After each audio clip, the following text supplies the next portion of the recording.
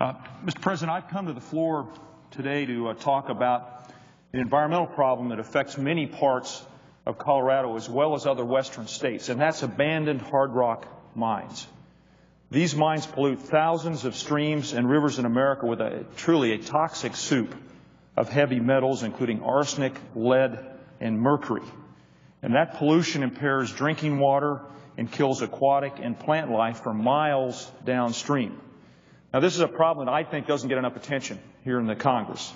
And it's my hope that by speaking today, I can spur all of us in this body and the administration to take greater steps to help solve this problem. And I would, in that spirit, invite my colleagues to join me in this effort. If I might, first a little background. Starting in the 1800s, miners flocked to the West in search of fortune following the discovery of precious metals like gold, lead, copper, and silver. And they settled in places with romantic names like Leadville and Silverton, Gypsum. Mining became an important part of our history, of our settlement, and of our development in Colorado. But it also left a very dirty and deadly legacy. When a claim was mined for all it was worth, a miner frequently packed up and left without a lasting, thought about the lasting problems that the mine would cause. And this was an era before modern mining laws that hold miners accountable for their impacts on the land. And then as a follow-up, in many cases, it then became impossible to identify the persons responsible for the vast majority of these abandoned mines. The Government Accountability Office estimates that there are over 160,000 such abandoned hard rock west. 160,000. 7,300 are in Colorado, 47,000 are in California, and another 50,000 are in Arizona. Today, highly acidic water still drains from these mines, polluting entire watersheds. Now, I want to follow the logic that a picture is worth 1,000 words. In that context, I want to show my colleagues what acid mine drainage looks like.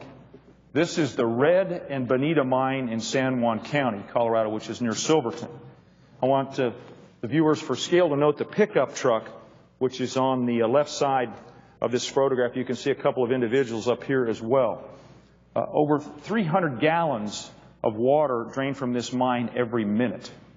And the water is contaminated with all kinds of heavy metals that produce the orange and the red streaks that you see in this photograph. Highly acidic water flows into Cement Creek and eventually into the Animas River, impairing water quality and aquatic life. Now, for a region of Colorado that thrives on tourism, including angling, this situation is extremely harmful. From EPA data, we can conservatively estimate that over 10,000 miles of streams and rivers and nearly 350,000 acres of lakes are impaired in this country as the result of acid mine drainage. So, Mr. President, with that backdrop, what's being done? For one, at those sites where a responsible party can be identified, the federal government has the tools at its disposal to hold them accountable. Also, the federal land management agencies have a variety of programs that mitigate abandoned hard rock mine pollution.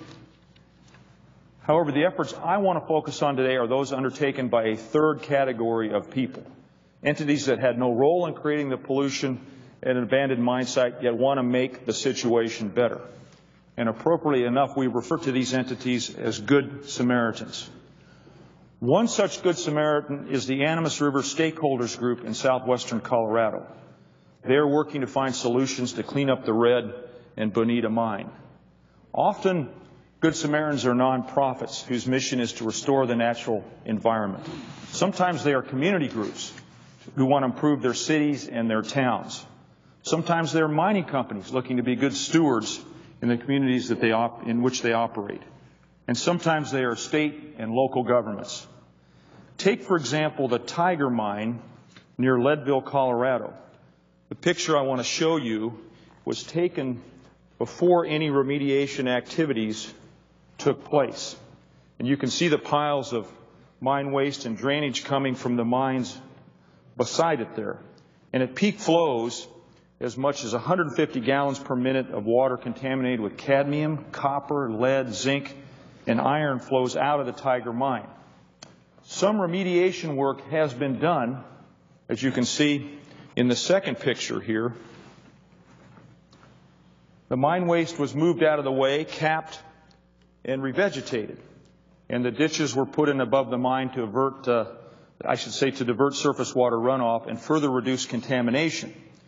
You can also see in this picture that 4 pits have been dug below the mine, right here, Mr. President.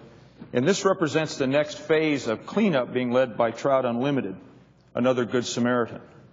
Eventually, these pits will become what is known as a sulfate-reducing bioreactor. Now, the presiding officer knows I was not a chemistry major, so I won't attempt to describe how this thing works.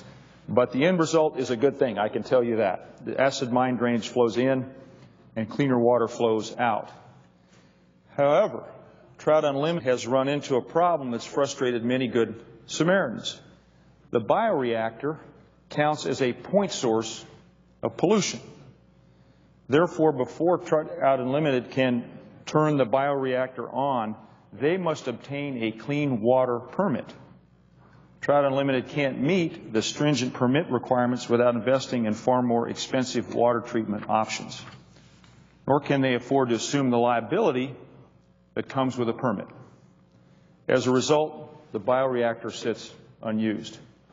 Federal law is in effect sidelining some of the best hopes for remediation.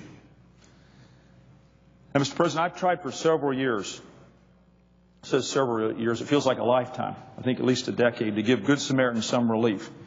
I've introduced legislation every Congress since 2002 that creates a unique permit specifically for this kind of work.